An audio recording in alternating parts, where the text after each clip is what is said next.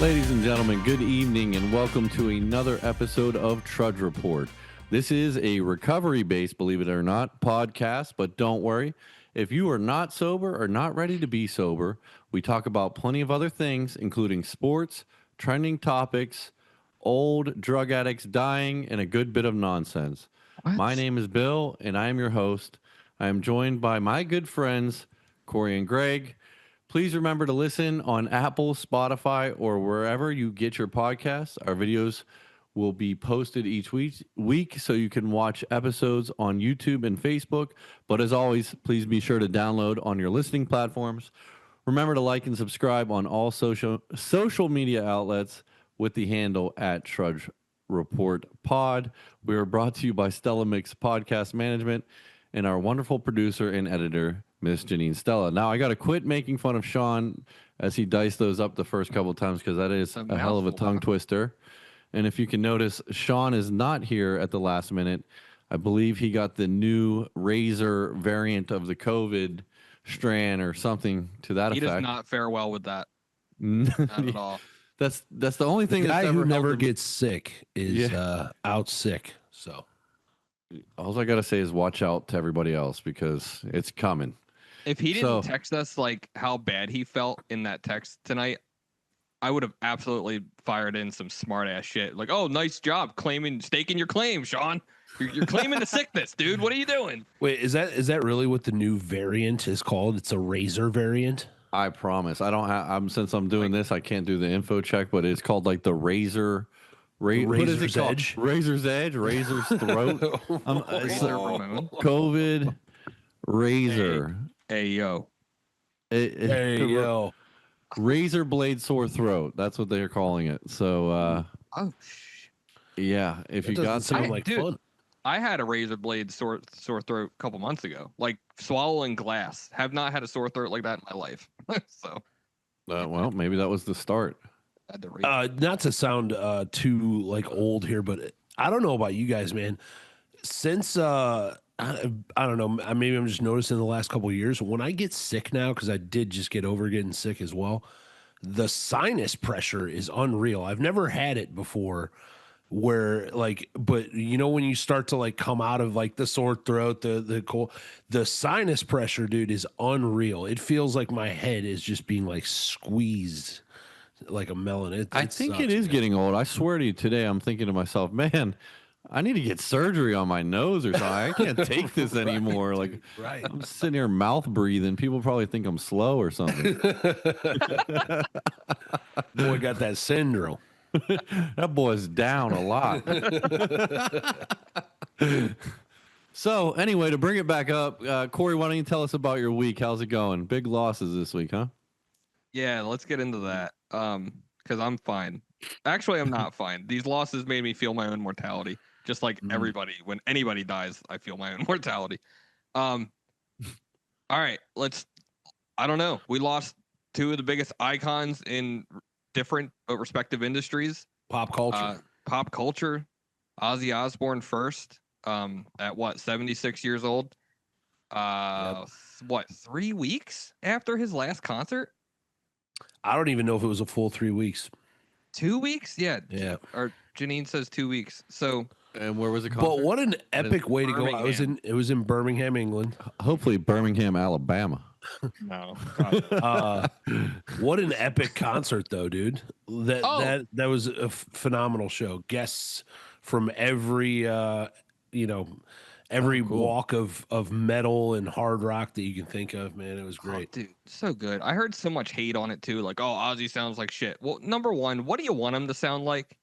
Honestly, but number Sharon! Two, he really didn't. He didn't sound that bad. I didn't. Was Post Malone there? Because they have a song and it's pretty good. I don't think Posty was there. That would have been dope. No, but I mean, God, it seemed like everybody was. Yeah, Pantera, Metallica. Tool, Metallica. Yeah. So besides the obvious, what actually killed the guy? Like, what was the? I guess, right? Okay. Yeah. Was there complications with the Parkinson's? Yeah. Yeah. Okay. Not the drugs. It was the Parkinson's. Okay. Got it. So far, I guess. But let me say this about Ozzy's death real quick. This pissed me off. So a few years ago in a podcast, I believe, like the Osbourne's podcast, or maybe it was even before that. I don't know, but him and Sharon were talking on something, and they mentioned having an assisted suicide pact, to where if one or the other got terminally ill, they would just fly to Switzerland and basically do the assisted suicide thing. That's legal over there because they don't, they don't want to suffer and they don't want to be without each other, kind of deal. So Ozzy dies, and Gotcha, bitch. what's the first thing? What's the first thing that people do is we had one friend, I'll leave him nameless on the social pages, say, "Oh, Ozzy did it, assisted suicide, RIP or whatever." And it's like, obviously, like, not that he has a ton of reach, but it's like, don't put that shit out there. He just fucking died. Like, you know what I mean? Like, Yeah. we don't even know that. People And show up at the funeral like, why are you here, Sharon? I thought you were going to be dead by now. Yeah, you got to go Exactly. off yourself. Yeah, exactly, dude. An hour later, the official statement comes out from the Osbourne family, and it's literally signed Sharon. Oh, Yeah. so she's alive. You know what I mean? Like, Yeah. so that was just dumb. But so he died of, I guess, natural type causes due to Parkinson's. Yeah. Then we got what, 2-3 days later, Hulk Hogan. No, it was about a week. Oy. Is that a Yeah. week? Yeah. Shit, jeez, it's crazy. The Hulkster. Quick. Hulkster. What were your American- feelings on that, Greg? The immortal, dude. The immortal one. Love him or hate him, man. And here's the thing is, like, you got a lot of stories that have come out, especially, from, the mid 90s up through present, of Hulk Hogan, both in and out of the business of professional wrestling, and a lot of, like, sordid stories, a lot of negative publicity. Some people really didn't like the way that he was in the locker room and the kind of politics and stuff that he played. A lot of those same people who have been very vocal about that over the past 5-10 plus years have also paid amazing tributes to him over the course of the last 5-6 days. The dude is the reason why, even if you're just a casual wrestling fan, even if you're not a wrestling fan at all, but you want to take your kid to a WrestleMania or whatever, that dude is the reason why professional wrestling is what it is today. The reason why we can have more than one conglomerate company run the whole show and monopolize it, why there are, very successful, more independent ventures. That dude, I mean, I can remember seeing him in 1991, right? And before that, growing up, like, in the late 80s and early 90s, like, you get into wrestling because of Hulk Hogan. You see Hulk Hogan on the cartoons and in every toy store aisle, and he's everywhere. He's in Rocky 3. He's all over the place. A-Team, you name it. But I remember going to a wrestling show in Cleveland and seeing him in person in 1991 at 8 years old, and just, this dude was larger than life. And I've never heard a crowd of people, like, erupt like that. Certainly not at that age. I hadn't. The only thing I can liken it to is, like, getting to see Michael Jordan play live, where it's just like, dude, you're watching one of the greatest to ever do it, and it's just like a whole spectacle in and of itself, so again, whether you love wrestling, hate wrestling, it is undeniable that the impact that dude had on pop culture, and the lives of many young boys and girls, you Hulkamaniacs, out there. So, it's, I love to see people come out and pay tribute to that, put their personal feelings aside. The old adage of the only way you can beat out hate and stomp out hate is with love, and a lot of people have come out and showed it this week for him. And yeah, man, it's been cool to watch the highlights and stuff like that, but another guy who, you know, in a different way than Ozzy for sure, but impacted pop culture, probably did a lot of stuff behind the scenes that we may only ever know the very tip of the iceberg on, and could be the reason why, you know, they have these untimely deaths. You know, we don't know for sure, but we can only guess. When you got 24-inch pythons, brother, that's not really what we'd call natural too much, I don't think. So Right. As natty And as it gets. well, first thing is with Hulk Hogan. I started watching wrestling probably around the Stone Cold era. So he was kind of on his way out at that point. But what I remember is it's more about his aura. Like, he was not a flashy wrestler. His finisher was like kind of stupid. It was like a leg no, drop. leg drop. In the Yeah, ring, it sucked. Tell me you don't do, or tell me you do a lot of steroids, or don't tell me you do a lot of steroids. Like, you have no dexterity. Like, you just literally go out there and pop your veins out of your head. Yeah. But he did have an aura to him. What are you guys gonna go with? Two quick reactions. Over under. Who did more drugs? Let's include steroids. Ozzy or the Hulkster? Greg, Ozzy. what do you got? Yeah, I think Ozzy? Ozzy without question. Dude. Ozzy did every All drug. right. Who had more boosters in them? Ozzy or the Hulkster? Or boosters. What do you mean by boosters? We're talking COVID and these guys. Who was more boosted? 'Cause Ozzy. Yeah, I'm gonna go Yeah, Ozzy too. yeah. I don't think the Hulkster. Hulkster, you ain't coming near that vaccine. He's like, I hate my vitamins. I say my prayers and eat my vitamins, brother. Get that jab away from me. So the fact that Ozzy, I think, outlived him by lineal age is No. nuts. Yeah. Oh well, yeah. Yeah, it's 76, right? And Hogan was like 71, I think. Yep. So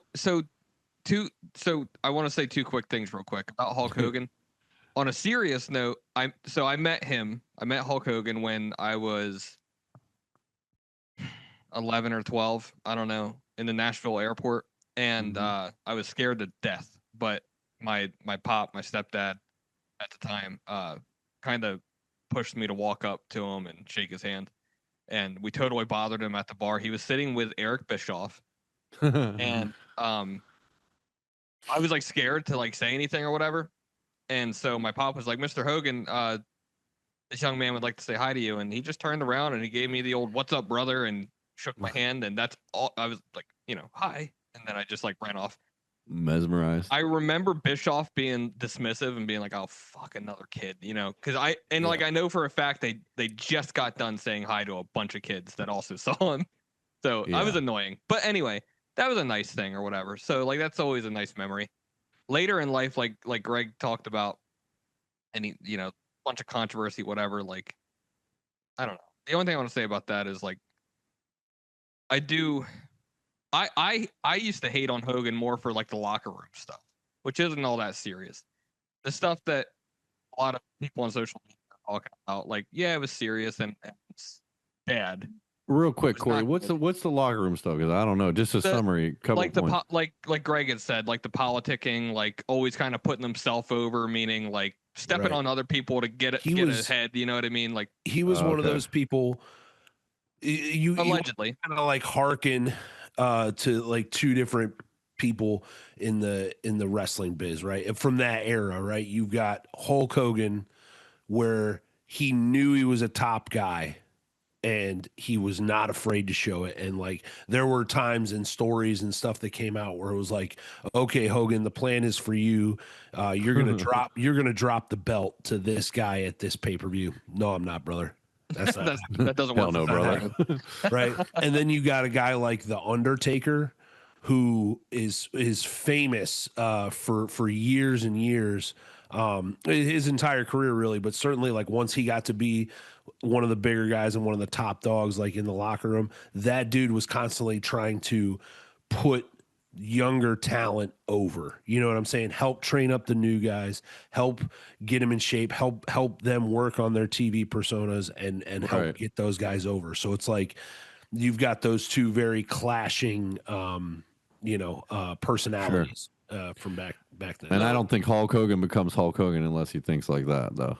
No, you're right. No, there's a right. good point to that. Yeah. So like that all aside, the Right. controversy in like 2015 was bad, but I'm gonna live my life forgiving people and giving people the benefit of the doubt, change and everything. So What did he do in 2015? he went on Drop a pretty, that N-bomb, baby. yeah, he went on a pretty in public. What about Booker T though? How come he doesn't get any heat? well. There's a fundamental difference. And he called Hulk Hogan Yeah, N-word that's what I first mean. on live TV. Hey, he learned it from Booker. I don't see the problem. We're not condoning either side of this, but yes. But Okay. either way, no matter what, like, when people die, it's time to fucking Yeah, I agree. rest. You know what I mean? But anyway, Right. the second thing I wanted to say, and it's not as long-winded, we were talking about it right before we got on recording, as far as like their deaths and whatnot. How like Keith Richards still outliving Ozzy Osbourne, even though it's, I mean, I could see that being a tight race, but how that's still happening, and also Flair is still alive too. Dude, Ric What Flair the ain't in good actual- shape, dude. Ric Flair? Ric Flair Is he ain't still in good alive? shape. Oh Yeah. yeah. He's like 6 heart attacks deep, man. He not R.I.P. Long live Ric Flair. I saw, Almost the RIP'd him. I saw when Hogan died, he put out like a video, like I don't know if it was like a selfie video or somebody was interviewing him, and he was like welling up and crying about Hulk Hogan, but he looked like he got his like nose split. Like, bro, were you in a bar Well, fight recently? Like, what? he had some skin cancer removed from his face. Oh, okay. So like all right. he has wounds. Damn, from- Greg, Like, making he's got- fun of he's his got- skin He's got cancer and everything. blood coming down his nose. I'm like, did you just get your The ass? guy's just trying to salute his bro, dude. Yeah. Ay, ay, ay. No, he does. He is in rough shape. And then who He's did I- older, I would assume, right? Than Hogan. He's got to be. Yeah, I don't know. yeah. Let's see. Rick's got to be 80. He looks 90. Who You else got did that- I say You got earlier? that drip. You got that drip. There's no funnier video than Ric Flair in the booth with Rick Ross. If you haven't seen that, go look it up. Oh, Jake the Snake. Also, Jake the Snake's still alive, and that guy has smoked more crack than all three of us combined. Really? He's Oh, still yeah. alive. Oh, Ric Flair does look rough. Holy shit. That's what I Like, told you. Dude. Took a steel chair to the face. Yeah. Poor Rick. Well, Rick, I will we're with say- you, bro. If you ever I want will to come on the say pod. this about Hogan. Just want to like for those any of those people listening that even give two shits about wrestling, but the WrestleMania match with Rock Hogan has got to be. I went back and watched that, dude. That has got to be one of The Rock and greatest. Hogan? Yeah, the Rock Hogan, and Hogan came in. What's that, Hogan 98? came in. No, it was a little bit later. But Hogan came in from WCW and had the whole NWO persona, huge heel, generating big heat in every spot that he went. The Rock was like, you know, just going into Hollywood and stuff like that. But he was like the Yeah. guy. You know what I'm saying? Mhm. The Rock was the guy, and Can you smell what the Rock literally is cooking? yeah, dude. And in the middle of that match, they booed the shit out of Hogan the whole way through. Because he was And in coming the- from WCW, right? yeah, and Yeah. he had the NWO Hollywood Hogan persona where he was just like a heel and everybody was supposed to hate him. And then in the middle of this match, dude, it just the whole arena shifts and like everybody just decides like on the spot. It's like they're gonna respect the shit out of Hulk Hogan and Nice. cheered him the rest of the match. And it was like electric. Like the camera is shaking because they're screaming so loud. Yeah, I can't get on board with those statements, but he is hard to not like in general. Like he just had an electric personality to him. Yeah. Yeah. So and so does The Personal Rock. level. For Go personal watch level, it's Suburban Commando. Oh That's Jesus! that's What's the antifreeze movie, Greg? I know you know it, where he drinks the antifreeze Oh God! with the kids. He's protecting the kids, and he's like antifreeze. Yeah, that might be Suburban Commando. It might be. I think it might I be. think so. He was a terrible actor. Oh, come Oh, on. That's come one- on. no, that's There's one something to thing. be said for those early. I 90s love that. action gems, dude. And he's I mean, wearing the John- tutu.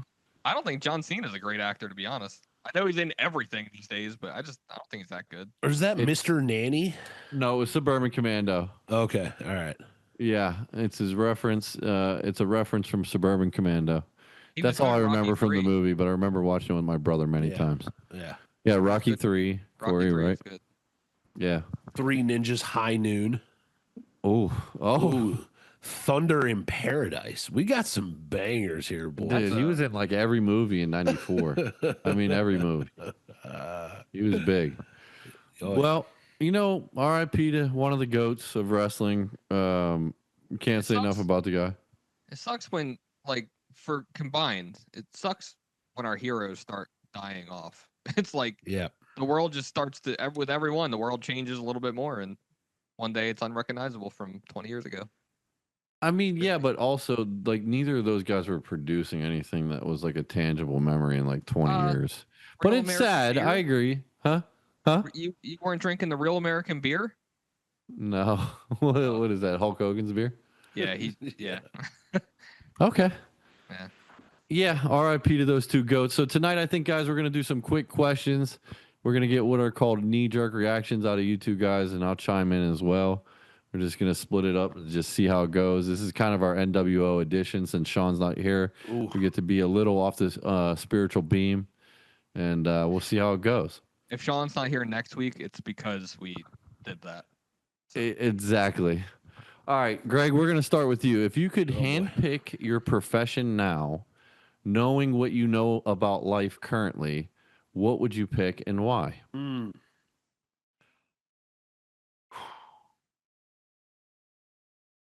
What? Wow, man. Wow. Greg gets the question. You Dude, can follow I would up. I started with Greg because I knew you'd need to think about this, by the way. Yeah, he would. I would either go like one of our very good friends currently is I would sell yachts. I'd be out here selling yachts because that seems like a very lucrative but it's either that or I'd be an actor, dude. 100% Yeah. actor. But selling yachts is the perks too, right? Like not just like you're on the water. Like, hey, come on this yacht. Like, let me ride you through the bay. It's like, Right. Okay, I like that. Corey, you've had a moment to think. What do you think? Can you repeat the question? If you could handpick your job today, knowing like what you know about life today, meaning like not what you got into 10 years ago or 20, in your age 5 years ago maybe, but what profession would you pick and why? So, I mean, so we're talking like You can say saying rock star if that's what you want to be still. Well, that was I guess that is my knee-jerk reaction, but like but you're saying like with the knowledge I have today, is there like a profession that I would have gotten into back in the day? Well, like, okay, like I currently would look at like being a rock star as kind of sad in a way today. Is like 10 years ago, 20 years ago, I might be like, okay, or whatever. Just things you've learned from life that have like maybe changed your perspective on like what type of work you would do today. Yeah, I mean, I don't know. Yeah, I can't imagine wanting to do anything but be a musician. That's still what I would love to do. That is, it's not that what I pursue doing, right? Because I have responsibilities, but I'm surprised you didn't say recovery counselor / life coach or fluffer. The only purely I say this, you guys got to hear me out here. You guys got to hear me out on this one. Okay. Purely from a financial standpoint. Okay. Knowing the treatment industry, or at least what I know about it, 15 years ago, that would have been a badass idea. Purely financial. Okay.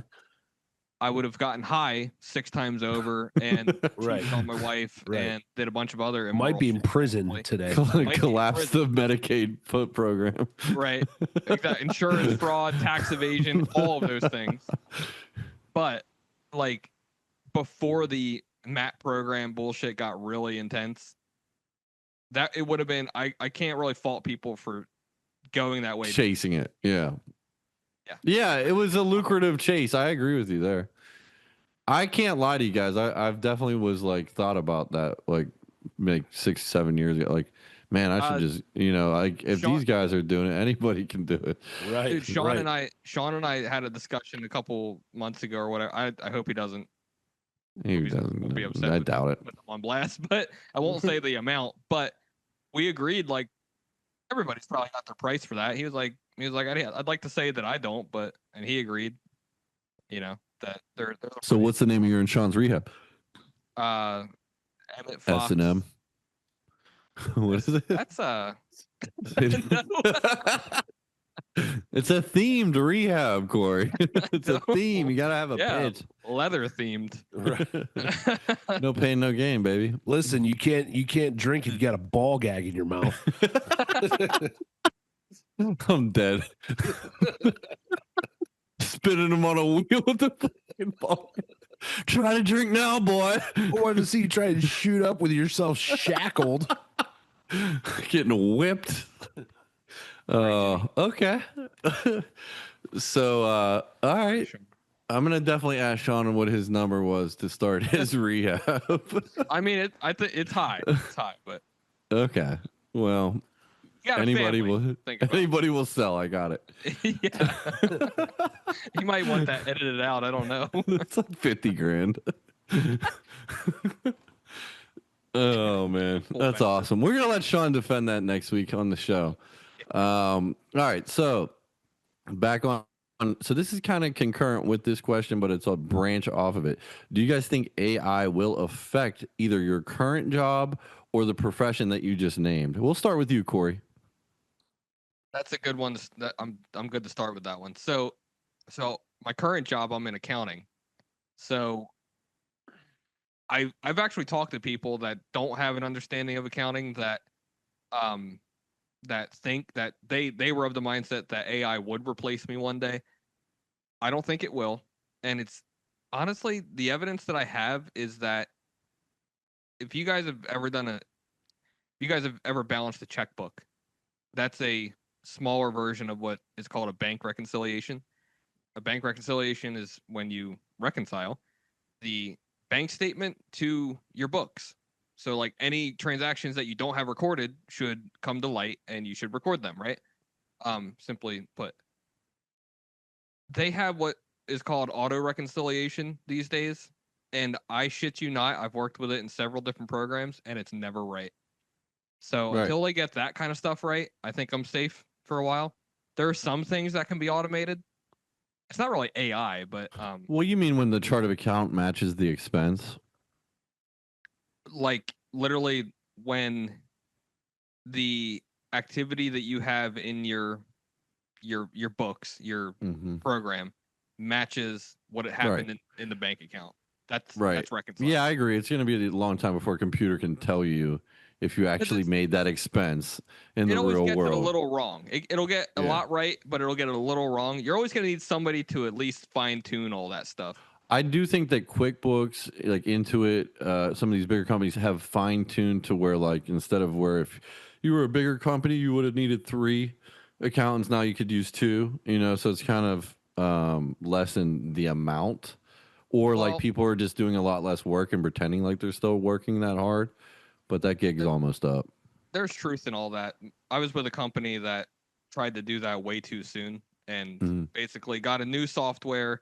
Like, hey, there's all these automated features. So now I'm not going to replace the people that quit or that I fire. And it dwindled down. Like, I know for a fact today that company stands at 2 bookkeepers. They were at 7 when I joined on.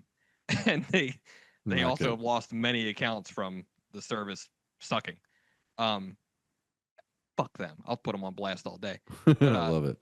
But yeah, so it doesn't, it's easier said than done, I think. But yeah, I don't know. Not entirely is my answer. Well, if they want to sponsor the show, we'll take that segment out. If not, we're keeping it. Oh, Craig, how about you, buddy?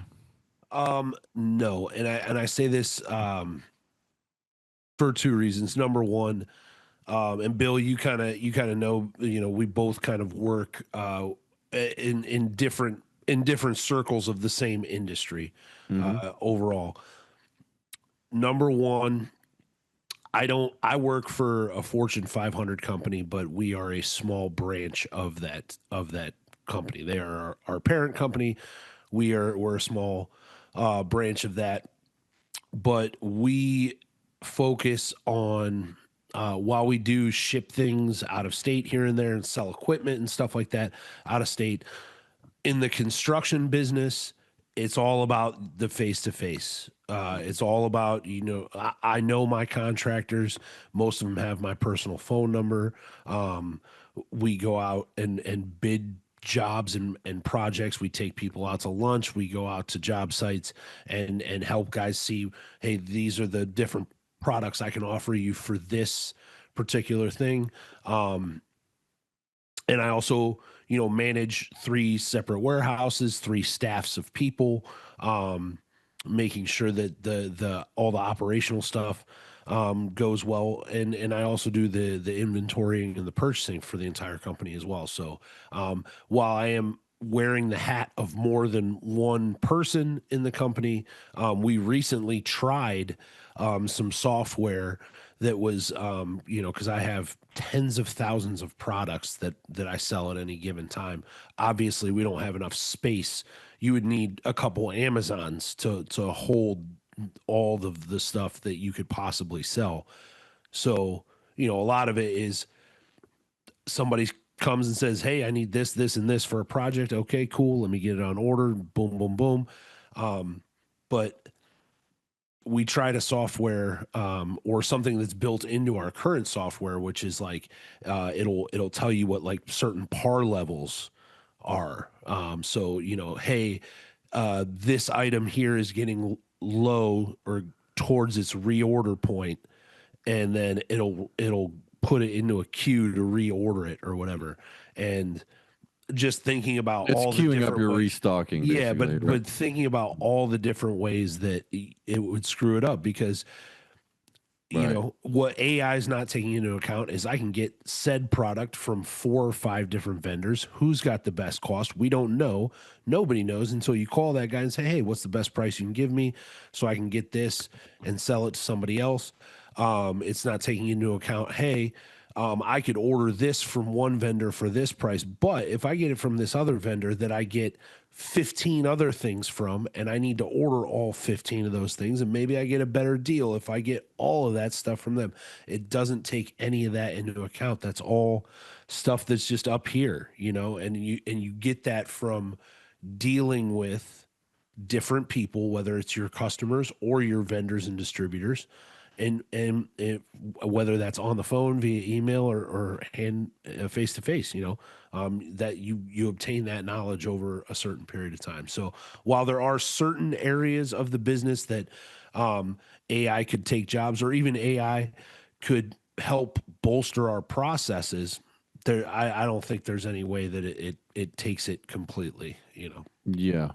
Yeah, good points by both of you guys. I think that if anything, it's going to try to have companies lower their working staff, maybe fail, maybe not. But I do think eventually it will become fine tuned enough to do some of that automating. I think we discussed it on the show before. There's currently AI programs that will read market prices across vast internet space and in real time tell you where that product is the cheapest. So in 5-10 years, who knows? But I think you're right about the face-to-face relationship, especially in construction. Yes. It's priceless. That's you can't really replace that. So yeah, all right, great answers, guys. I appreciate that one. All right, so next, this is a recovery base, so we'll do some knee jerks on this. Suboxone and methadone, guys, are they life-saving bridges to sobriety, or would you eliminate them if you could? We've talked Corey, about this. yeah, well, in that I way, I don't think we did, but yeah, go. not in that way. What was the first part? Are they life saving? What? Like you would say, keep them around, like they do more harm than good, or get rid of them. Shit. I don't know. I don't know if they do more harm than good. It's it's not. I don't Let's know. throw ketamine in there too. I can tell you I would not get rid of them. I would not get rid of any of them because Yeah, I think they do all have their place. I just think they're invading other places. You know what I mean? And it's not that we shouldn't have the resource as a society. It's probably that our effing doctors and the treatment industry should be a little more. I don't know. Well, Wise. give me a pro and a con. The con is that somebody like me actually believes that I could maintain a decent, healthy life on a maintenance program like Suboxone or something, and maybe I do for a short time, or even heard of people doing it for 5 years and then falling off eventually. I don't think it's a lifelong solution. Yeah. And for someone like me, it's not a after detox solution. Like, you know what I mean? Personally. Yeah, because like, is a family member still a family member on 100 milligrams of methadone? Yeah, like when Like I don't know. I don't know if it's like the same person. It's not. when I talk to people about this stuff, it's you can talk about it in a lot of different avenues and stuff, but like it always comes back down to, but entire abstinence is possible. So why wouldn't you want that? You know what I mean? Like, why wouldn't you want that? But why Now, wouldn't you want to go to like the methadone clinic and be talked into like 100+ milligrams, and then be like, yeah, I'm sober, and they're dead serious, like, yeah, I'm sober because someone told them this, and it's like, oh well, man, that's for wretched me, life. for me, if I'm doing that, I'm gonna go back to my DOC, so to speak, Right. heroin, crack, Well, whatever. which a lot of people do, right? You sell your take homes and Mm-hmm. you just flip it. Exactly, I did that, and honestly, guys, even Vivitrol, I have a different opinion on Vivitrol. Like, I don't look at Vivitrol as negatively as I do Suboxone and other things. However, I again don't think it's a solution or nothing. But like, for instance, if somebody's on the Vivitrol shot, I will probably still help them on their path of recovery. But you're only supposed to do that for like what, 6 months or something, I think, if I remember Yeah, correctly. and Yeah. I actually am the opposite, because Vivitrol, I don't know if this is still true, but back in the day when I lived in Pittsburgh, I literally saw, and I think it affected me more because these people were of sober mind on the Vivitrol. They get out of the treatment, they'd be on the Vivitrol, and they would think they had this sort of like immunity, but they would Yeah. hear they could override it. And I saw it kill a lot of people, Oh, Yeah, yep. yeah, you know? 100%. Yeah, which was just horrendously sad. So I was on Vivitrol. I only did one shot because, shocker, I did not last a month. And you knew it. You're like, yeah, I don't dude, want more than one. Yeah. I got the shot. I thought it was gonna buy me a month, and they were like, "Hey, you got to make sure you get another one in 4 weeks." And I'm like, "Okay, I Joke's will." on you. But dude, like literally 2.5 weeks later, I'm like, "Oh my god, if I do heroin, I can't get high." Oh, but crack will work. And then Right. I went and smoked crack. Like, yeah. And that speeds up your metabolism, so now you can get high on heroin quicker.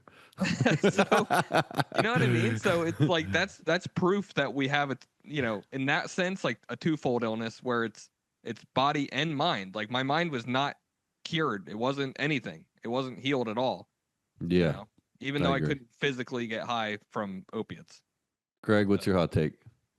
Say the question again one more time, because my brain's Basically, going 12 different ways. those substances, would you say they're worthy of being considered, a bridge, or would you eliminate them given the opportunity completely? Like, if you could wipe them off the face of the earth. In their current Yeah.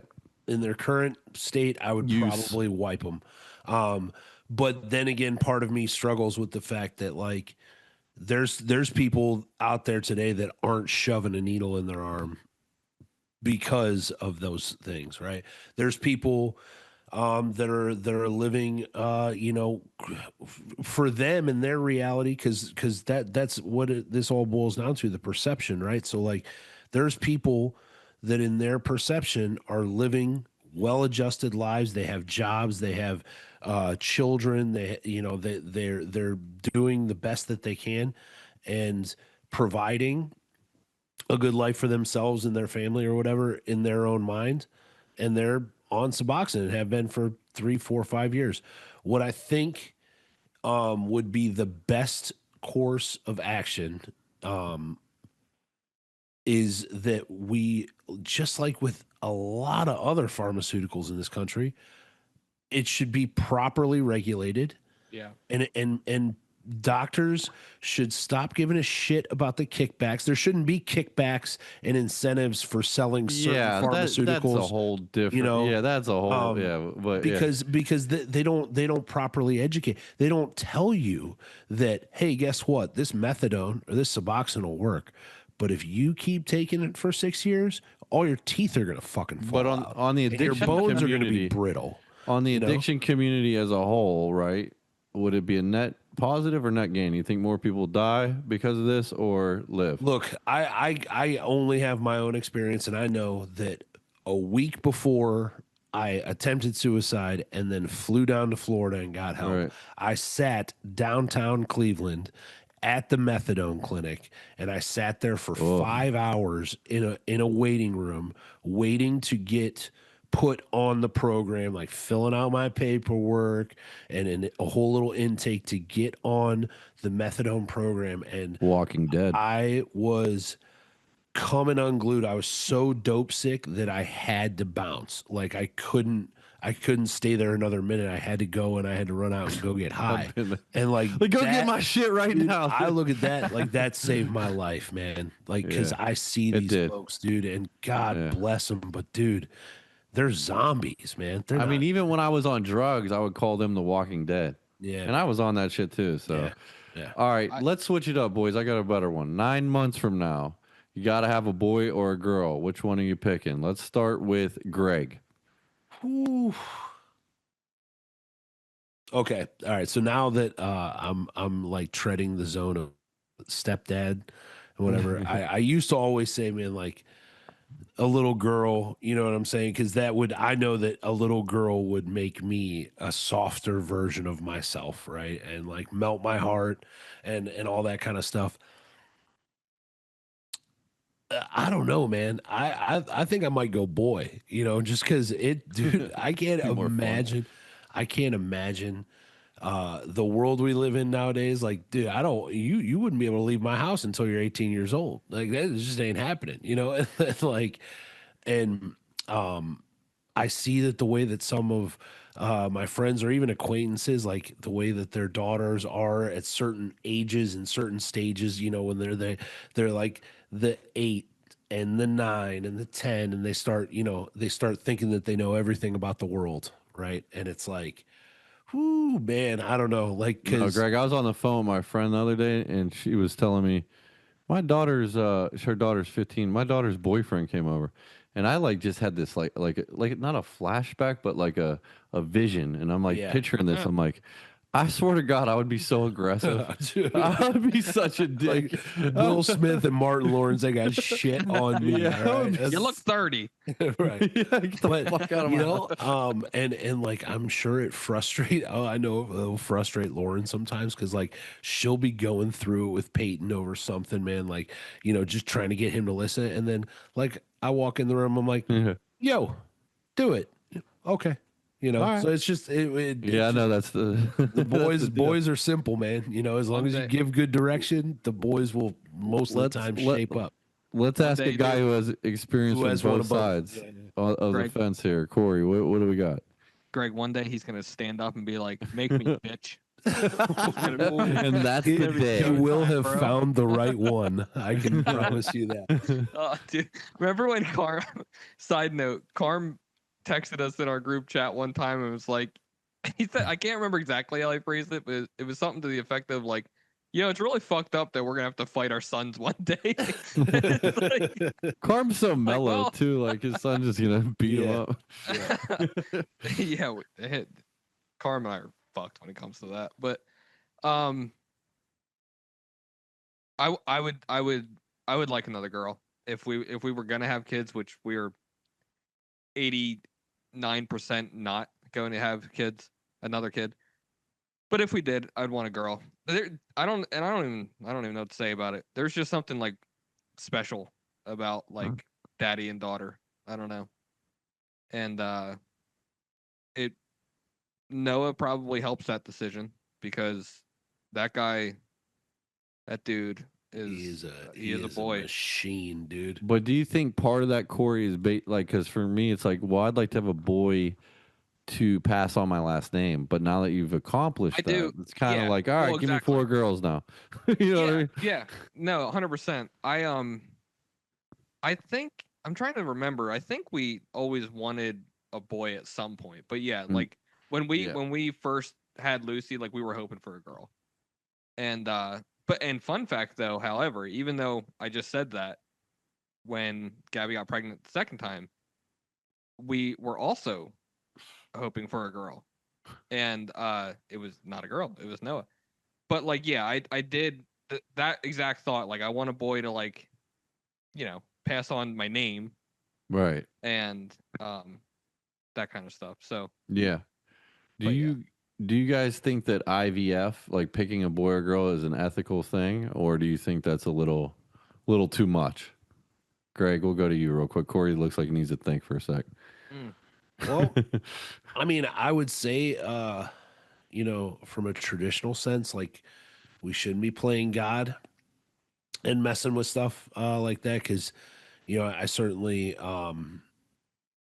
subscribe nowadays to more more conservative views, I guess you would say, in the long run, on those kind of things. But I've also never been in a relationship where we're struggling to have children, and Right. we want children and like, but I know a couple people that have gone through that struggle and seen how like hard and tough it is. And, I know because there's people out here that, get pregnant despite using all the protection in the world or having the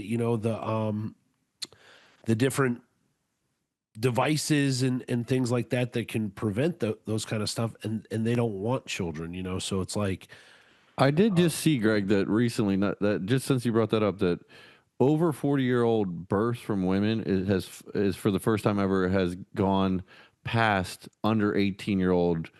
I guess you would categorize as unwanted, births. mhm. So it seems like the youth have So what, like, are you saying that like people over the age of 40 are reproducing at a higher rate than been under younger, like 18, teen moms? which I guess it typically never has been that way. So, Well, I but think birth rates in that general are way down, like from younger generations. So well, I think they said that young people, no surprise, because they're all like hooked on they're gonna marry robots. Fortnite, and anime porn.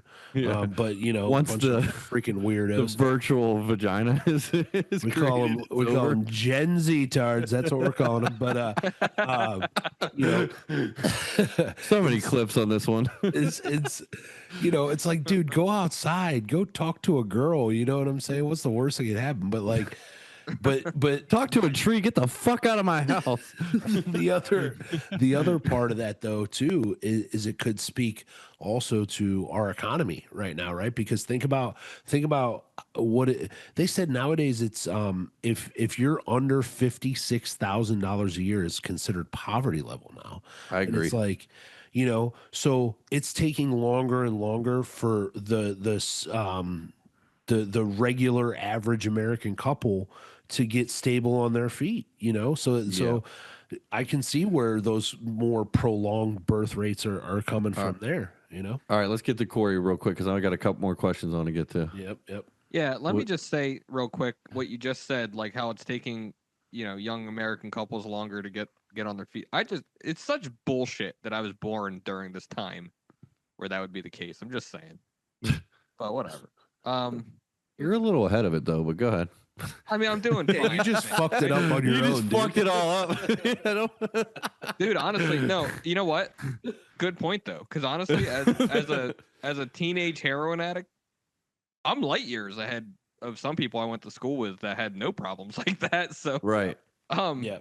yeah. So you're right about that. I should be grateful. What were we talking about? What was the question? IVF. Oh, If you think IVF. it's So, ethical, like how? This is a serious question. How like politicky is that issue? Is I that don't think something it's that politicky. Like Greg said, I think there is a More of a general moral issue. conservative assumption behind it, but I've heard both aisles both ways. that's what I was thinking. I think I've heard both sides kind of. It's one of the lesser fought about things, I think. It's it's weird. I have good friends that just went down that road, and I'm super stoked for them. It's I can't lie. It's a little weird to me. Like not weird in like a bad way necessarily. Like it's kind of one of those things where it's like if that's what you got to do and that's what you want to do, I totally believe you should be able to go do that. So that's fine. But I can't help but think or at least question like is that playing God a little bit?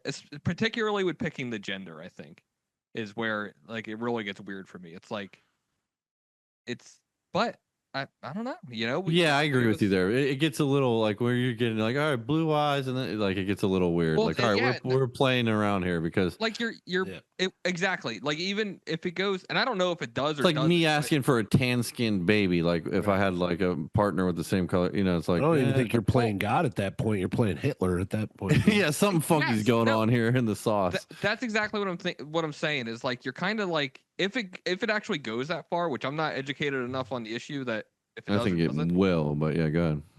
it will if it doesn't already. Like Yeah, yeah, when you're picking eye color and like oh we're not gonna have a fat kid, we're gonna have a fucking this yeah. kid's gonna have a six Everybody's got pack when Tom he's Brady. Fuck. yeah, like that's Like, fucking weird. Now we're making like robot clones of like you said, like Tom Brady kind of like Well, again, here's the other thing.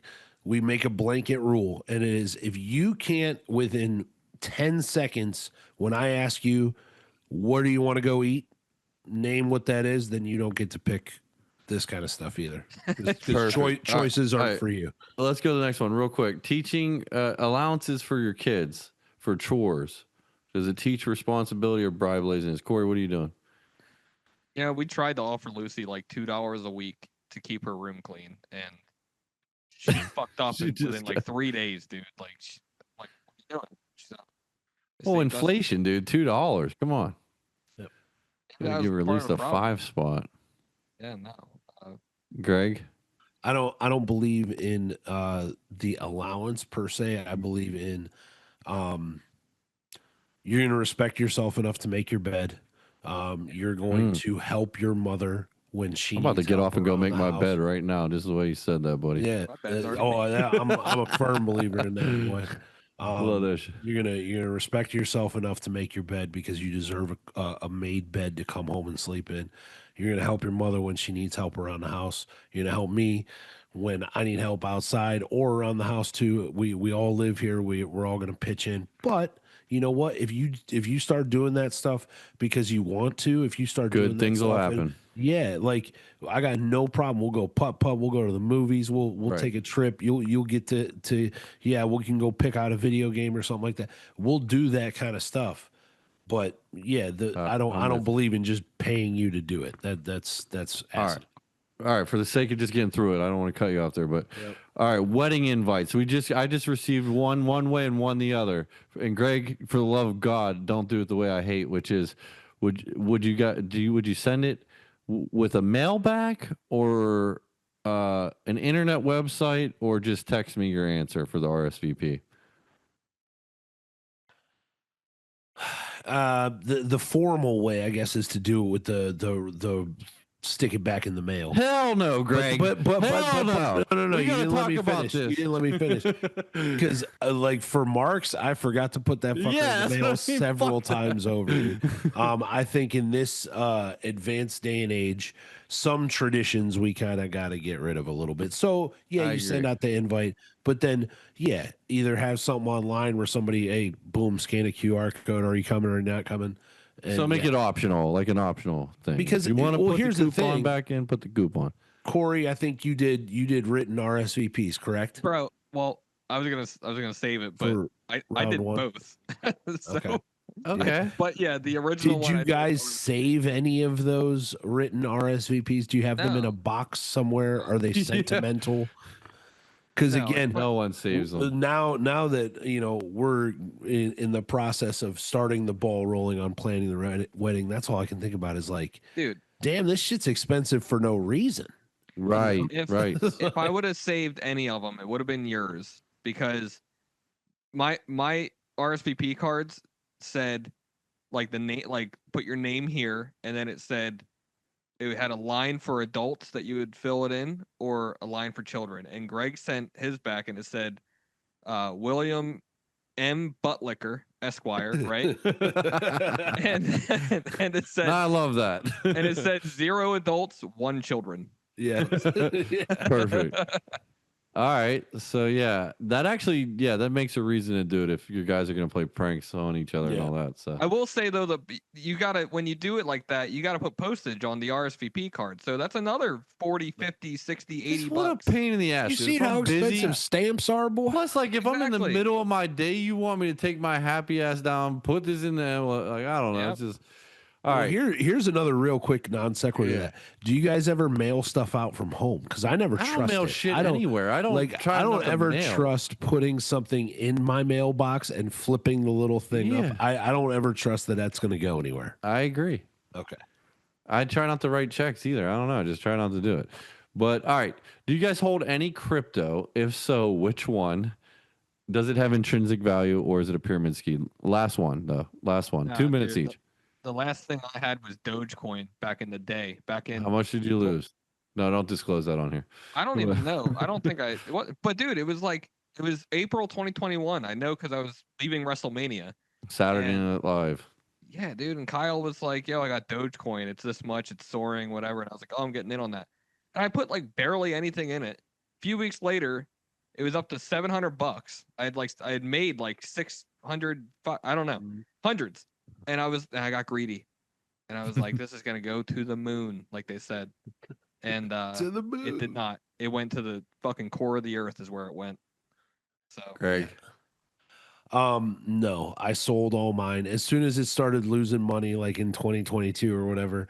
And I I sold. think all Greg and I mine. were both in on Amp We were- Coin we- through yeah, our we friend were- Mark. Yeah, Who talks a great. He's pulling out pamphlets and like Visa's gonna be coming on as a vendor, and right. this and that. Yeah, that he had a full strategic plan for it, but And let me tell you something about crypto real quick. What I realized that year was I took the loss. You can't even write the loss. Like if you No. win, you pay tax. you pay Like tax. on stocks, if you lose, you can write it off. On crypto, it's like gambling. Nope, It's literally like essentially.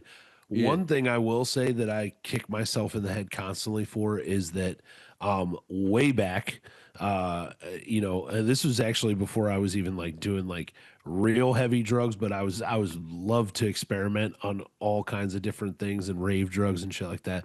But I used Silk Road, and the only Right. thing that was available Bitcoin. back then was Bitcoin, and I was buying it. It was like nothing. It didn't make Right. any sense, but that's how you could buy drugs and get them sent to you in the mail. Dude, And, how much shit do you think you like, traded for a and fucking I'm- mushroom, bro? that's you what probably I'm gave saying. away like 2 It's just- Ferraris. It to me nowadays, it's like that was my biggest bag fumble ever of just like, dude, I would have been loaded. So, All right, guys. Well, it's been a great one, man. I appreciate you guys. I appreciate the honesty. Hopefully, we got some clips.